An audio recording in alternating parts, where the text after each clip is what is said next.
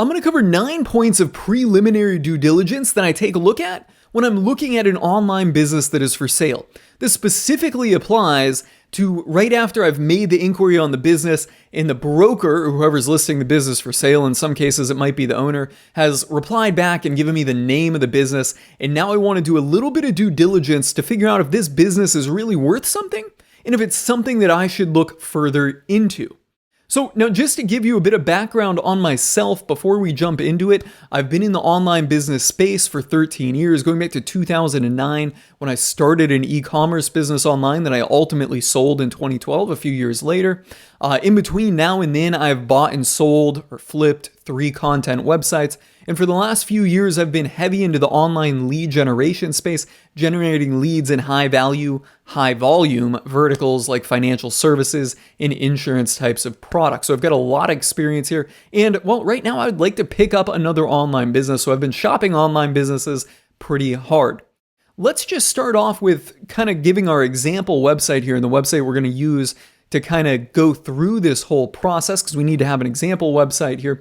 I just picked this one right here, Swim University. It's owned by a gentleman named Matt Giovanassi, who publicly says that he owns this website, and he shares a lot of content and insight into online marketing. I'll put a link to his website or his podcast or something below this video so you can find it. He's a great resource, and I like him because he's a really straight shooter. You know, he's not all into the kind of smoke and mirrors, bells and whistles types of things. He's a meat and potatoes kind of dude, much like myself. So we're going to take a look at his website, Swim University. I'll preface this by saying it is a great website, okay? So first thing I do when I actually get the name of the website or the name of the business, if I get the name of the business, I find their website and I pop it into SEM Rush. Okay, so this is an SEM Rush report.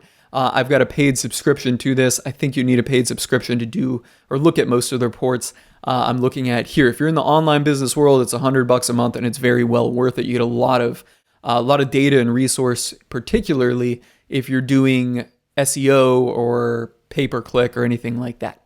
So yeah, we're not going to go down that wormhole. We're going to look at this business here and analyze this business or do preliminary due diligence on it. And the first tool I use, the only tool I use actually, is SEM Rush. The first thing I'm looking for here is the growth pattern. So this shows the organic traffic. On a monthly basis, it is just an estimate. It is not accurate. So their Google Analytics may be totally different than this. But what I'm looking for here is that there is a pattern of stable growth. Now, this website is actually kind of surprising because I wouldn't say this is very stable. We can see here it peaked, traffic peaked according to this.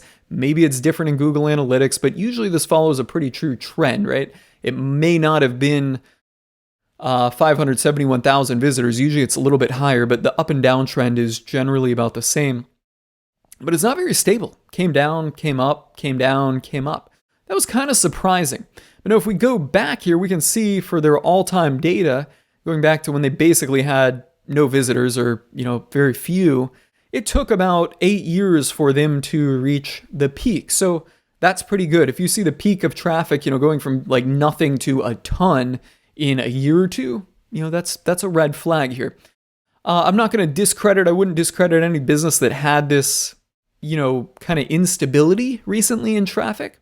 But then I would just certainly look more towards the other factors to really pick up some momentum or kind of pick up what is being knocked off here. So I wouldn't say it's a red flag in this traffic, but it's certainly a yellow flag. It's kind of odd. At the same time, if I saw this thing go up to, 500,000 visitors in a year, I'd be like, that's kind of a yellow flag too. Next thing I want to look at is branded search traffic. And this is going to be how many people each month are searching for the brand name of the business, brand name in this case being Swim University. And we can see down here in top organic keywords, Swim University is number 3. And this is the top organic keywords that are generating the most estimated traffic according to SEM Rush. Seeing the brand name in the top 5 is incredibly good. And on a lot of content websites that are purely SEO article driven, you're not going to see the brand name in them at all. I think this is a very powerful factor, and this is something that I would look for in any business that I'm buying. In fact, I would not buy an online business if the brand name is not one of the top 10 searched keywords. Because this means that people are actually coming and looking for the business. And the business is not just a leech on the back of Google. So many of these content websites out there, that you see that are for sale, they're basically just a leech on Google, right? Like they depend solely on Google traffic. And if Google takes their traffic away, if they get penalized, and that might be righteously because they're doing a bunch of spammy shit, or it might be erroneous penalties happen. I mean, I'm going to just say it already. I know Swim University is a high quality website. Why did they drop in traffic here? Why did they drop in traffic so much? All right, so erroneous penalties do happen. So if you're relying heavily on Google and you have no brand built up, I would say the business isn't worth very much. Then I'm going to want to check backlinks. Now, first thing I'm going to do is look for, a normal number of backlinks, or realistic. 36.7 thousand. That is pretty low for a business that has been online or a website that's been online for at least, in this case, 10 years. 36,000 links is really low. Sometimes you'll see sites that are 1 or 2 years old and they have 1 million. That means people are building spammy backlinks. Then I'm going to check it here.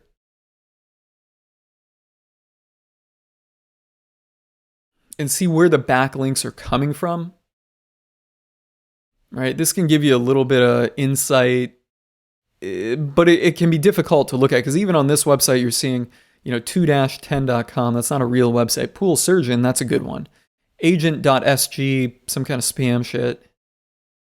Pool Magazine, right? I'm looking for ones that have, I'm looking for links from real websites. I want to see some links from real websites in here. And we got that with Pool Surgeon, Pool Magazine, WikiHow, Thumbtack.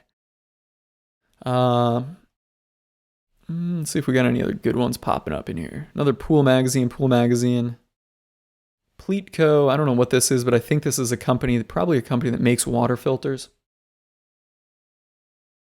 So yeah, they've got some links from good websites, but most importantly, what I was looking for is that this number is realistic for the time this website's been online.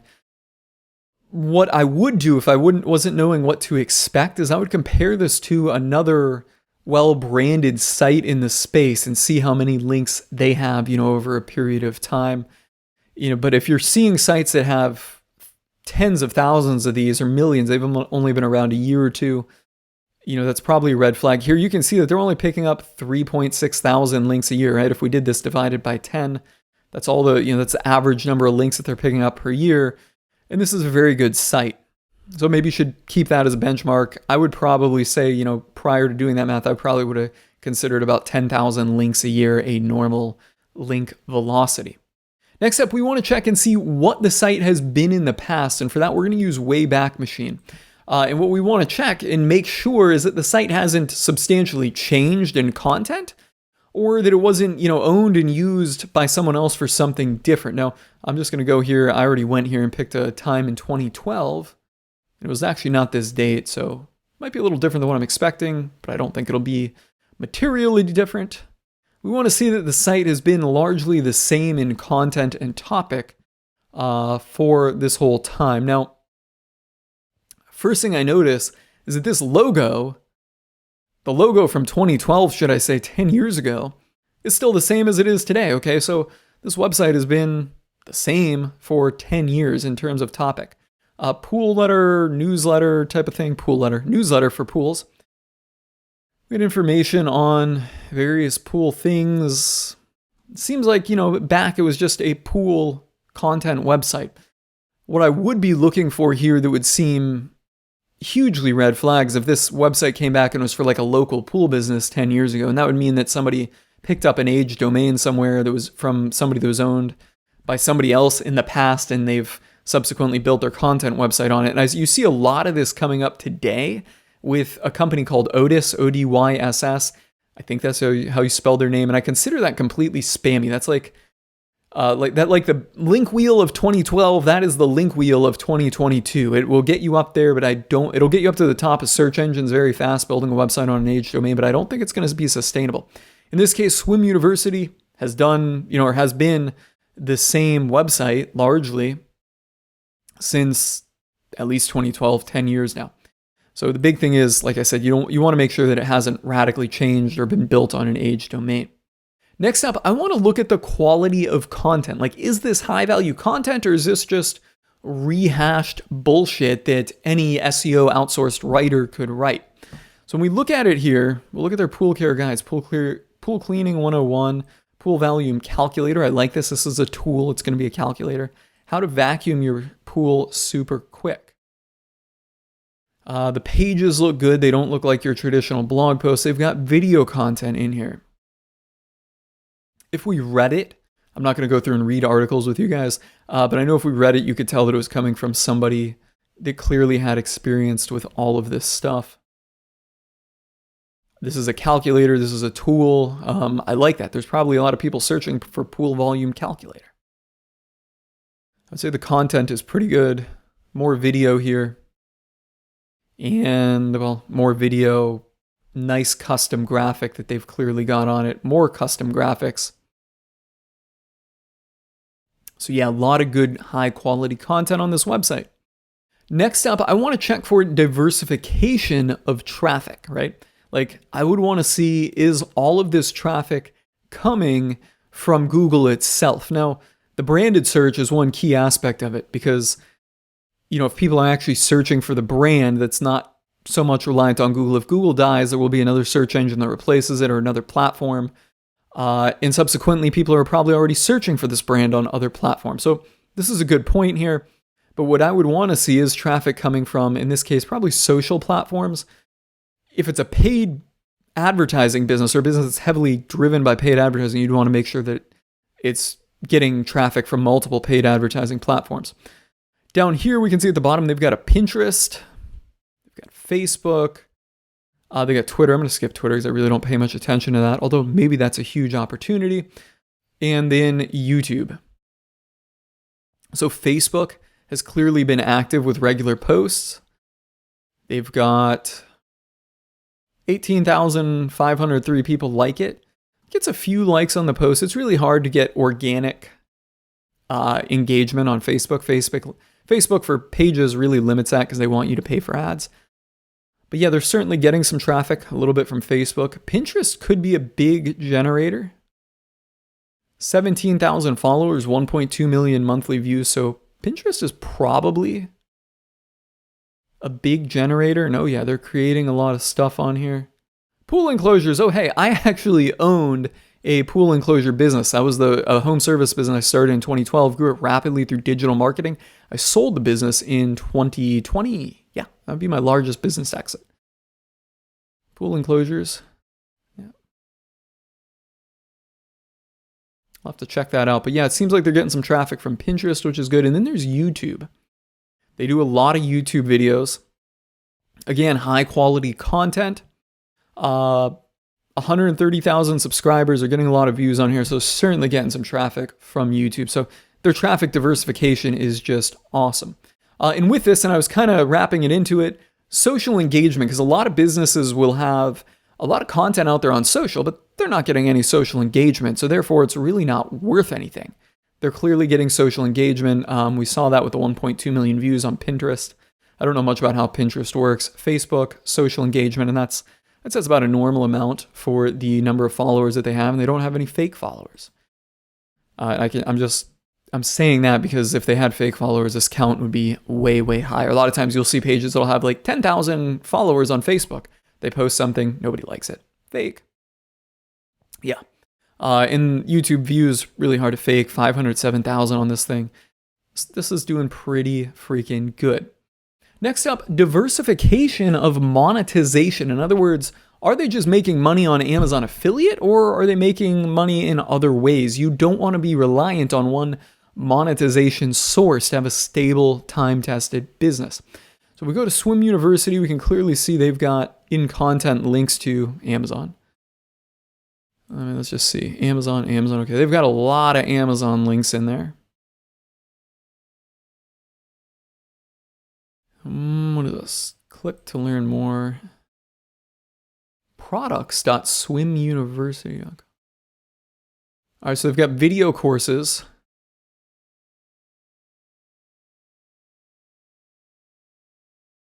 Well, here up at the top, we could have saw courses and then shop. What is shop going to link us to Amazon?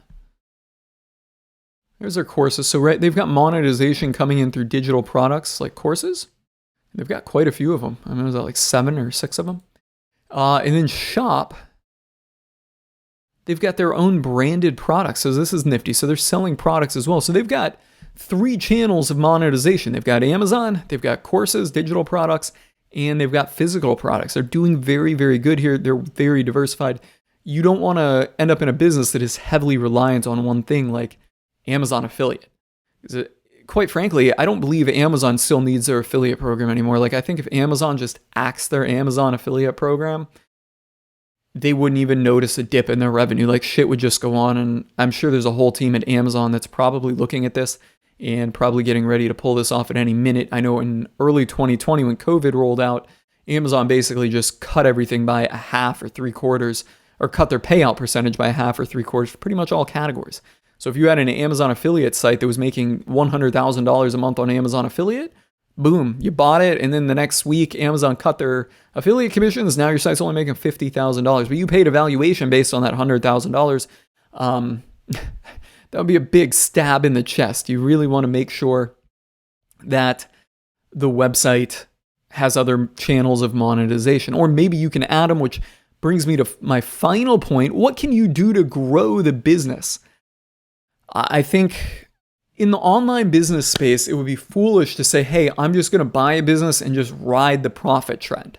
That works in the offline business space, right? Obviously, I've kind of said I've owned home service companies, and that has been a big part of my career along with, online business.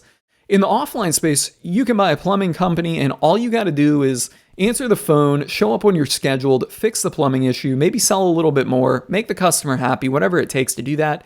And your business will grow, right? Like forever, basically, for the next 50 years. That fundamental principle is not going to change. But in the online business world, if you are not consistently doing something innovative and trying to grow it, it will just fizzle out and die.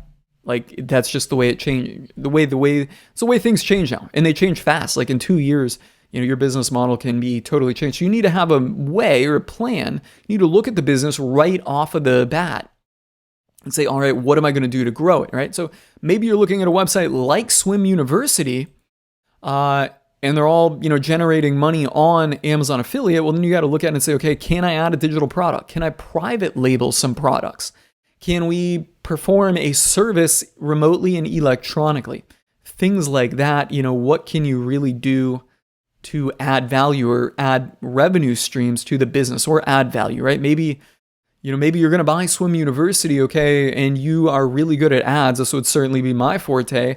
I would look into it. Can I pump ads into these digital products here and profitably sell these, right? And maybe sell 1,000 courses a month, and they're, say the average price of a course here is just $100, and I can sell 1,000 of them a month with $30 a month in ad spend. Well, 30 minus 100 is going to be 70, or 100 minus 30 will be 70. And I think I can sell 1,000 of them a month. I'm making $70,000 in profit a month, by bolting in my ads. And I'm really good at the advertising thing. So I know a lot about upsells. So maybe I think I can funnel more people into these. I'm sure on the back end, they're probably already cross-selling, but maybe I can increase the average order value and take it from a $100 course bundled with some other stuff, take it up to $250. That's just one example, right? I don't think I can do SEO better than them. Maybe I can, but I don't think I can, right? Maybe somebody could. Maybe you could create better content. It would be hard to create better content than this website, but maybe you can. That'd be one way that you can add value. And I guess I'll kind of add what would be number 10 in here, and that is, can you replace the icon of the website? And this comes up sometime, particularly with online course businesses. And this is not a problem here, but a lot of times there'll be one guru that kind of runs the website, and he's in charge of the community and everything, right? It's hard to replace that figure. I don't see that being a problem with Swim University. Obviously, the website is branded, as Swim University and not, as the one individual person. Certainly, they do have, the one main guy, and that's Matt Giovinazzi there himself, who shares a lot of marketing insight as well. But he makes all these pool videos himself. So, you'd want to be confident that you could replace him. I don't think that having a different person here explaining things and doing the videos is going to be a problem. But you're probably going to need a pool to make the content. So if you buy the website and you don't have a pool, you would need to buy a house with a pool. But there's one thing to be conscious of, especially if you're buying like an online course or community and everything is just following this guru. Can you replace him? Will the audience still follow you?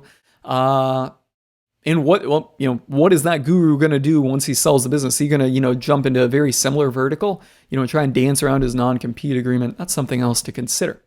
But bottom line is, those are the 9 points of preliminary due diligence that I would check out, and, how I would check them out. If everything checks out there, then I might, inquire on to say, all right, let's get your Google Analytics. Let's get a breakdown of revenue and traffic sources, how much you're spending on ads, etc., and dive into a little bit deeper. If those things really don't check out, well, probably going to reply back to the broker, say, hey, this website's not for me. Depending on how much time I have, I might elaborate further on what I've found. So what do you guys think about that? I hope you found it helpful and insightful. If you guys have any thoughts, feedbacks, questions, comments, things I may have missed out, let me know in the comments below. I'm signing off on this one, guys.